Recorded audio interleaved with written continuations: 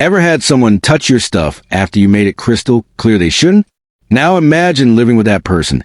Every boundary ignored, every no turned into a joke, until one day they take the one thing that gives you joy and smile like it's no big deal. That was my life with Aunt Lydia. And when she dipped her greedy fingers into my sacred stash, my one comfort after long days, something inside me snapped. She thought she was just borrowing a little sauce. But I was about to make sure she never forgot the taste of betrayal. If you've ever had someone disrespect your boundaries, hit that like button, because this story is deliciously satisfying. This is a story about respect, patience pushed too far, and a revenge recipe seasoned with justice and just the right amount of salt. So grab a snack, because you're about to witness how a bottle of sauce turned into the ultimate lesson in boundaries.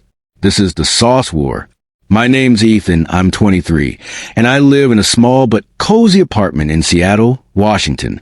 Rent here is ridiculous, so when my Aunt Lydia asked to move in after losing her job, I said yes. At first, it felt nice, having some family around, sharing meals, watching shows. But over time, that feeling soured. Lydia had a habit of overstepping. She'd borrow things without asking, my headphones, snacks, even my toothpaste once. Whenever I confronted her, she'd just wave her hand and say, "Oh, please, you act like I'm a stranger. We're family." It was always that word, family, twisted to excuse every bit of disrespect. Now, I'm not a chef or anything, but I've got this one obsession. Hachiro's blend. It's a Japanese barbecue sauce I swear by. Sweet, smoky, rich. Like if heaven had a marinade section. Every time I cracked open a new bottle, it felt like a small ritual after surviving the chaos of daily life. That bottle was mine. My one indulgence. My comfort. Until the night I opened the fridge and stopped cold. Half the bottle. Gone. At first, I thought maybe I'd use more than I remembered. But I'm careful with it. I measure every drop like it's gold.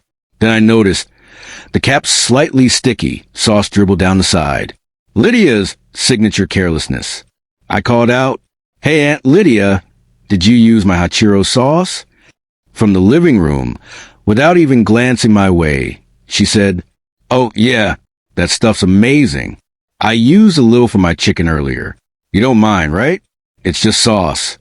Just sauce." That phrase hit like a punch, because it wasn't just sauce. It was mine, my boundary, my piece. She didn't just take food. She took the message I'd told her before. "Please stop touching my stuff," and tossed it right into the trash. I felt my jaw tighten, but I said nothing. Instead, I closed the fridge and quietly thought, "You want to play this game? Fine. Let's make it interesting." The next morning, when she left for her job search, I made my move. I pulled out that half-empty bottle, stared at it like a scientist about to mix something dangerous. Then I grabbed a bottle of strong soy sauce, the kind that could dry your throat in seconds, and poured it in until the liquid looked the same color as before. The smell was a little sharper, but visually, perfect. I even wiped the rim to make sure it looked untouched. It wasn't about hurting her. It was about making her understand. She'd been told, warned, and laughed about it. This time, she'd learn. I put the bottle back in the fridge, right in its usual spot, label facing out. Then I waited. All day, I kept checking the clock, half nervous, half giddy. Revenge has a funny way of making time crawl. That evening, I was scrolling through my phone in the living room when I heard her humming in the kitchen. Clanking pans, oil sizzling, the faint sound of something delicious cooking, and then glug, glug, glug, that unmistakable sound of sauce pouring out. I leaned back on the couch, pretending to be uninterested, heart pounding with anticipation. A few seconds later, silence. Then, cough, cough, cough. "Ethan, what the hell is wrong with this sauce?" I turned around. Lydia was standing there, eyes watering, fanning her mouth like she'd swallowed fire. She lunged to the fridge, grabbed a water bottle, and downed it in seconds. "It's so salty. Did you buy a bad batch or something?" I tilted my head, doing my best to keep a straight face. "Oh, that's strange. You didn't use my sauce again, did you?" Her face froze, red from both embarrassment and sodium. For the first time, she looked caught. I just used a little. I didn't think it'd be that bad. I shrugged, walking over casually. Guess that's why I told you to leave it alone. Some things just aren't meant for everyone.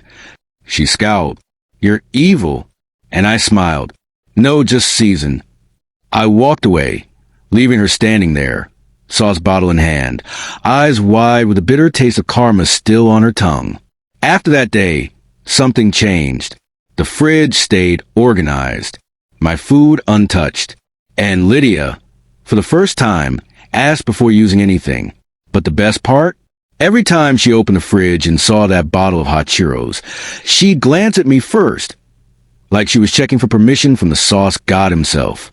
And I'd just give her a friendly nod. The look of quiet defeat in her eyes was better than any apology. You know, revenge doesn't always have to be grand or cruel. Sometimes it's just about restoring balance, letting someone feel what you felt, even for a second, because people who keep crossing lines never stop until you draw one they can't step over. And in my case, that line was drawn in soy sauce. If this story made you grin or reminded you of someone who just can't take a hint, hit that like button, subscribe, and tell me in the comments, what's the pettiest revenge you've ever seen work perfectly? Because sometimes karma doesn't knock on your door. It waits patiently in the fridge.